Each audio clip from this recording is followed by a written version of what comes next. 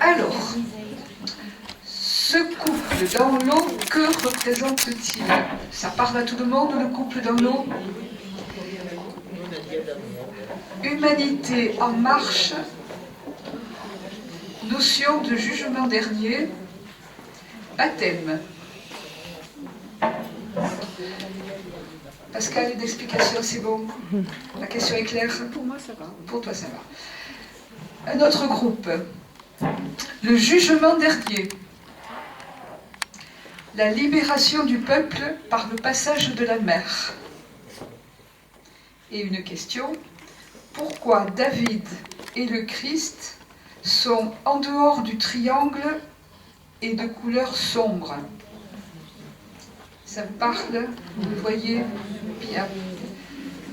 Pascal, j'ai besoin d'une... Non, tout est clair. Alors, on passe là-dedans. Chagall a-t-il exprimé ce qu'il avait en tête lorsqu'il a réalisé ce tableau? Quel est le symbolisme des lignes obliques partant de l'ange d'en haut et celles rejoignant les deux anges du bas et du milieu? Wow. Tiens, Agnès. Merci. Tout le monde voit, sinon vous ressortez vos images, mais Pascal doit voir, il n'y a pas de problème.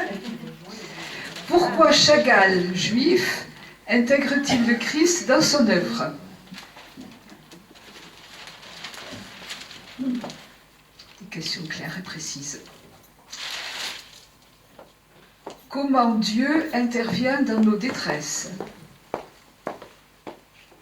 Le Seigneur nous invite à sortir de nos esclavages avec son aide.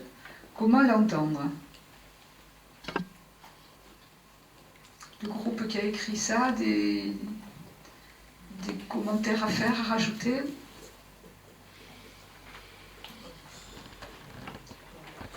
Le dernier groupe. Foisonnement des réactions face à un tableau. Opposition. Différence entre deux peuples, violence et amour. Et opposition entre ce qui vient d'en haut, qui est lumineux, et ce qui est en bas, qui est sombre. Vous avez compris? Tout le monde n'a pas l'air d'être d'accord. Bon. Déjà, un certain nombre de choses sur lesquelles je ne répondrai pas du tout, c'est tout ce qui est de l'interprétation. L'interprétation, c'est votre interprétation, je n'ai pas à revenir dessus. C'est ce que vous avez vu, c'est ce que vous avez compris, c'est ce que vous avez interprété, et c'est ce que ça a provoqué chez vous comme réaction, et ça vous appartient. Je n'ai pas à revenir dessus. Et vous avez le droit, tout à fait, d'interpréter, de dire ce que ça provoque chez vous, comment vous le comprenez, quel que soit le tableau, que ce soit un tableau du Moyen-Âge, que ce soit un tableau d'art contemporain. Ça vous appartient. Un tableau n'appartient plus au peintre, une œuvre n'appartient plus à son auteur dès qu'elle est terminée. Ça, il faut qu'on se le mette dans la tête, que ce soit de la littérature, que ce soit de la musique, que ce soit de la peinture. Une œuvre n'appartient plus à son auteur. Bon, c'est vrai que ça lui appartient d'une certaine façon, mais il ne peut absolument plus dire vous n'avez pas le droit de dire ce que vous pensez. Ça, c'est pas possible. Une œuvre ne lui appartient plus, c'est celui qui regarde, celui qui lit, celui qui écoute, qui va la faire vivre, l'œuvre. Qui va faire vivre le tableau, qui va faire vivre la musique, qui va faire vivre le livre, parce que chacun va y mettre de lui. Et c'est mon interprétation. Pour la Bible, c'est la même chose. Tant que la Bible n'est pas lue, c'est un livre. Elle ne devient parole de Dieu que si elle est lue, que si elle est méditée, que si elle est interprétée. Donc pour une œuvre d'art, quelle qu'elle soit, il faut l'interpréter. Sinon, on fait le plog, les personnages, les objets, les gestes, bon, très bien. Mais ça ne suffit pas. Il faut commencer par là, pour bien voir tout ce qui est à l'intérieur de l'œuvre. Mais si on s'en arrête là, c'est vide. Il faut aller au-delà, il faut interpréter.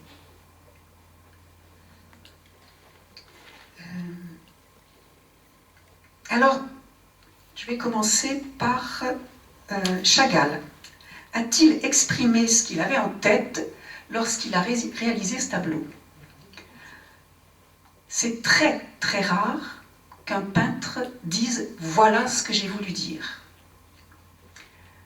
Peut-être dans... comment est-ce que ça s'appelle? Dans le non figuratif. Il y a certains peintres qui ont dit, ben voilà, moi j'ai voulu, parce que c'est une peinture qui est devenue un peu intellectuelle. Mais dès qu'on a un peu de figuratif, ils ne le disent jamais. Alors, évidemment, Chagall a parlé de son œuvre en général. Mais il n'a pas dit, bon, ben, dans ce tableau, voilà ce que j'ai voulu dire.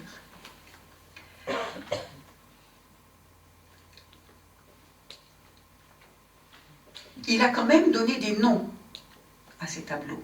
La traversée de la mer Rouge. Donc, c'est bien le centre du tableau, c'est bien ce texte-là. Mais lui, ce texte lui a parlé. Bon, il était juif, il connaissait très bien la Bible, donc ce texte lui a parlé.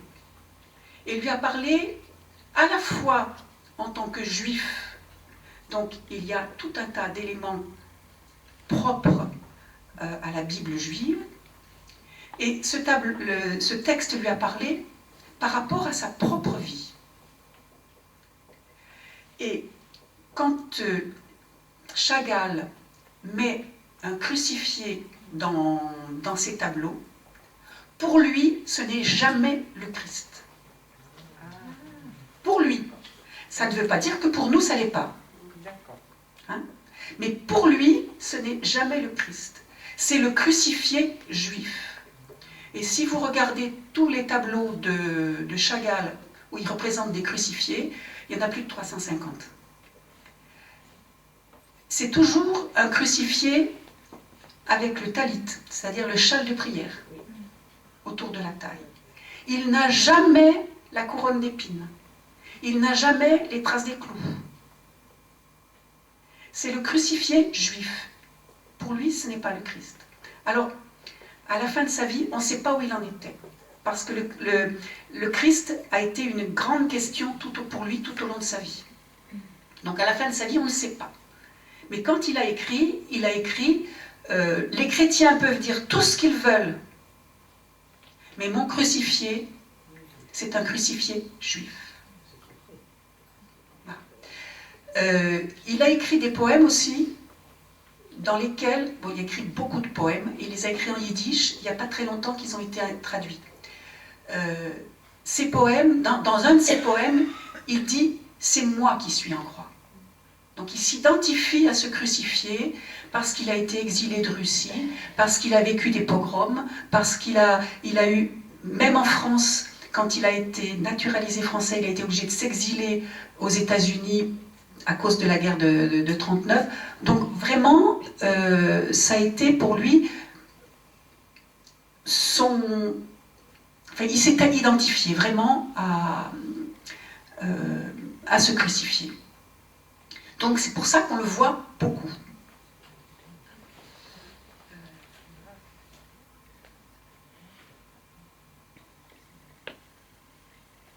Après, pourquoi David et le Christ sont en dehors du triangle? Parce qu'il a voulu représenter le passage de la mer Rouge, et que ce qui est en dehors du triangle, c'est son interprétation à lui. Le passage de la mer Rouge, tel qu'il est dans le texte biblique, c'est le triangle. L'ange, la nuée, les Hébreux, les Égyptiens, Moïse. Donc là, on est vraiment dans le triangle. Et puis dès qu'il sort du texte biblique qu'il interprète, à ce moment-là, on sort du triangle. Alors moi, plus j'ai regardé cette image, plus je me suis demandé si c'était pas un Christ trinitaire, enfin un tableau trinitaire. On a ce triangle, on a 3 anges, on a 3 nuages. Bon. Mais il ne faut pas oublier que la Trinité est sous-jacente déjà dans l'Ancien Testament. Elle n'arrive pas seulement après le Christ. Elle est déjà sous-jacente dans l'Ancien Testament. Alors, est-ce que c'est... On n'en sait rien. Mais, pour moi, il y a quelque chose de cette Trinité.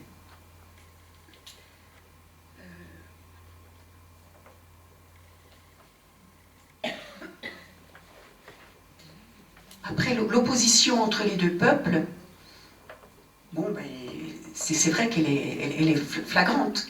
Hein. On a les Égyptiens qui sont en bas, rouge, la violence. On voit le pharaon qui est sur son char avec les héros qui sont en train de partir. Il fait des grands signes avec les bras parce qu'il a peur de sombrer. Bon. Et puis là, on a un petit peu le chaos. Et puis au-dessus, on a les Hébreux qui sont bien rangés en ligne, qui sont vraiment très... Comment dire?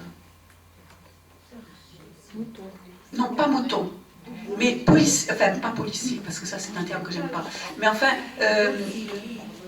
qui suivent l'ange. Bon, ils ont confiance, ils sont dans la confiance là. Ils sont dans la confiance, ils suivent avec confiance. Bon. Je ne sais pas si vous avez remarqué que les Hébreux sont en blanc.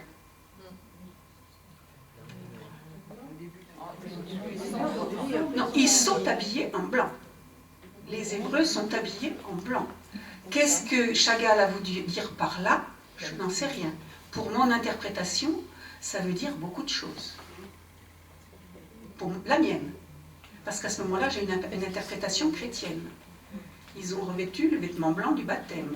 Ils ont revêtu le vêtement blanc de l'Apocalypse. Donc, tous les détails, quels qu'ils soient, ont une importance pour mon interprétation.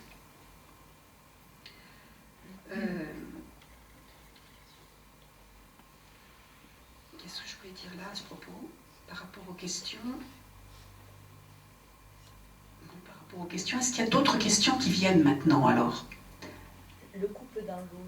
Ah, le couple dans l'eau. Alors, Chagall a énormément utilisé l'image du couple. Les amants, dans le Cantique des Cantiques, ils sont très présents. Pour lui, qu'est-ce que ça veut dire? Il ne l'a jamais dit. Est-ce que c'est l'union qu'il avait, qui était très forte, avec sa première femme, et ça a été un désastre lorsqu'elle est décédée, et c'est là aussi encore une crucifixion? Est-ce que c'est l'époux et l'épouse du Cantique des Cantiques? Est-ce qu'il a pu aller jusqu'à l'Église épouse du Christ? L'Église épouse, on ne sait pas, mais toutes les interprétations sont possibles. Ça, pour nous, en tant que chrétiens, on peut tout aller chercher. Il y a un détail, est-ce que vous l'avez vu, le poisson? Oui. Bon. Alors ce poisson, vous le trouvez très très fréquemment dans les tableaux de Chagall, même quand ce ne sont pas des tableaux bibliques. Son père vendait du hareng. Eh bien, voilà. Donc, c'est aussi un rappel de sa vie. Pour nous, peut-être pour lui aussi, il y a quelque chose de Jonas, de l'histoire de Jonas. Bon, voilà. De l'autre côté crucifié, on voit mal la barque. Bon. Est-ce que pour lui, c'est déjà l'Église? On n'en sait rien. Mais cette barque est présente. Pour nous, peut-être, oui. Bon, je ne sais pas si vous avez repéré aussi le juif errant. Oui. Et on en a deux dans le tableau. On en a un qui guide le peuple un peu.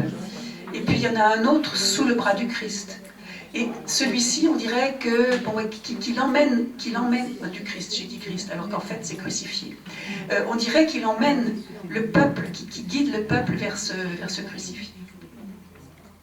Donc après, dans l'interprétation, on peut aller où on veut. Mais on ne peut pas aller non plus n'importe où.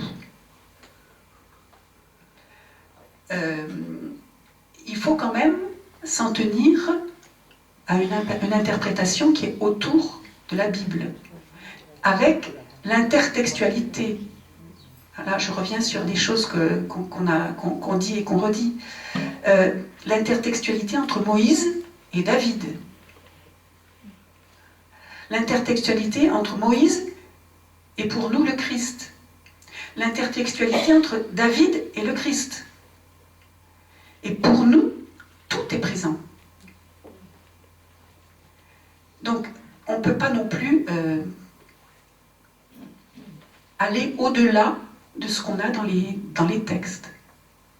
Il faut quand même s'en tenir au texte.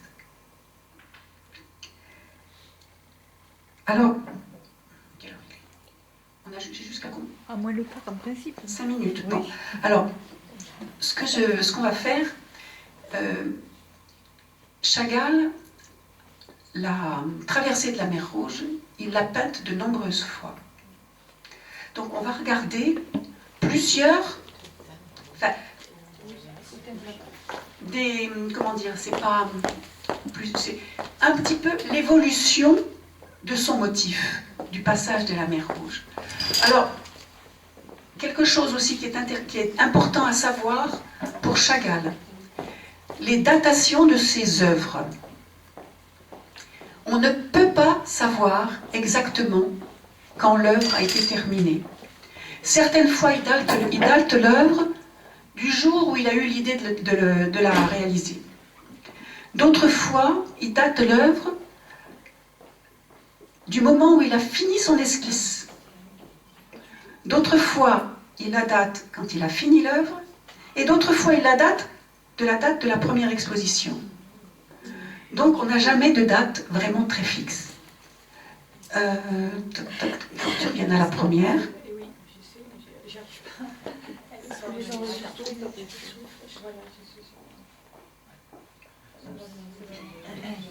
Voilà. Ah, c'est parti. Voilà, c'est bon. Donc voilà, ça c'est la toute première. Donc elle est réduite à sa plus simple expression. La nuée, Moïse, le peuple derrière. Et on voit le peuple hébreu, mais on ne voit pas les Égyptiens. Et on ne sait pas trop où ils sont. Voilà. Donc ça, c'est la toute première. Vas-y. Elle est en noir et blanc. C'est une eau forte. C'est une eau forte. Là, on a un peu d'aquarelle. Donc on voit déjà apparaître donc Moïse avec toujours le bâton, les Égyptiens qui sont en rang dispersé, et puis les Hébreux qui suivent fidèlement et calmement. Et l'ange en haut. Et on n'a qu'un seul ange, et on a quand même la nuée qui est très importante. On voit la mer. Là, on commence à voir apparaître toute la noirceur et la difficulté et la Shoah qui est derrière.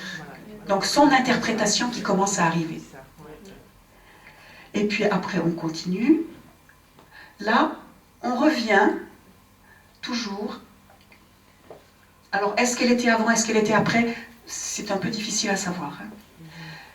Et puis, après, on arrive, je pense, à celle qu'on a vue aujourd'hui. Non, on a une aquarelle, là, où on voit apparaître les amants. Oui.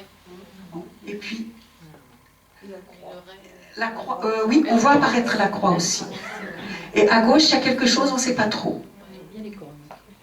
Non, pas des cornes. Surtout pas des cornes. Vous savez pas? C'est quand Moïse est allé sur la montagne et qu'il a vu le Christ, Pardon. Donc quand Moïse a été sur la montagne qu'il a vu Dieu, il était tellement resplendissant qu'il a été obligé de se voiler pour ne pas, pas éblouir, mais pas brûler, brûler du feu de Dieu quand il a vu quand il est revenu vers les Hébreux.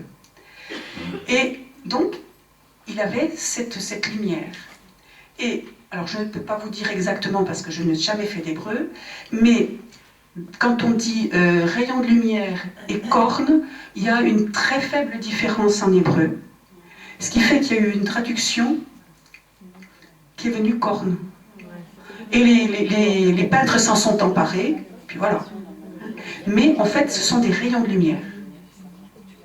Donc, quel que soit le tableau où on voit Moïse avec ces deux, ce sont des rayons de lumière, ce ne sont pas des cornes. Voilà.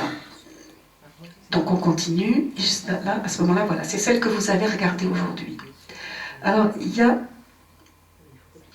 Donc, vous voyez, ils sont quand même écrits en blanc, hein, les Hébreux. Là-haut, en haut, on ne voit pas grand-chose. Hein. Mais est-ce que vous avez fait attention qu'il y a...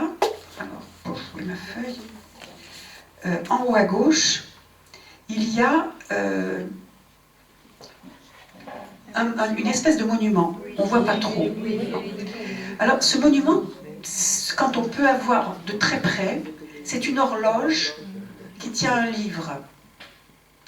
Donc, c'est toute la référence au temps qui passe, à l'heure. Ce n'est pas l'heure, c'est l'heure de qui? C'est l'heure de la fin des temps, c'est l'heure du Christ, c'est l'heure de Jésus, c'est l'heure voilà. Donc c'est toute cette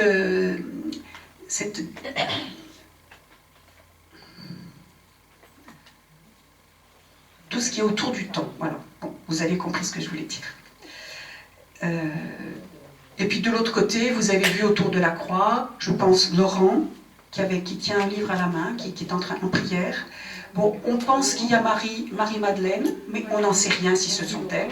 La femme qui embrasse ses pieds. Oui, voilà. On ne sait pas. Mais Laurent, je ne vois pas ce qu'il est. Ah, il est sous le bras droit. Voilà. Pascal, Laurent, à l'apostrophe, Oren, R-O-A-N-T, le brillant, oui. dans l'interprétation, là, si on dit que le crucifié, c'est pas le Christ, et c'est lui, donc c'est pas Marie et c'est pas... Mais